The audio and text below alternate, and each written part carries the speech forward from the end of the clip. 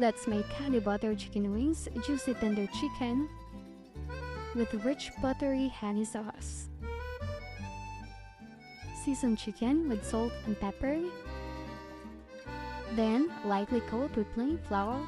Pan fry skins side down until golden brown. Flip and cook through and remove from the pan. Add garlic, butter, and crushed dried chili.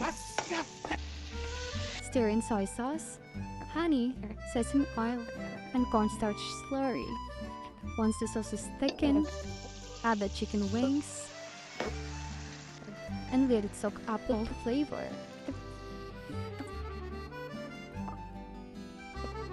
You guys must try this dish. Surely you will love this. Thanks for watching. Don't forget to like and share.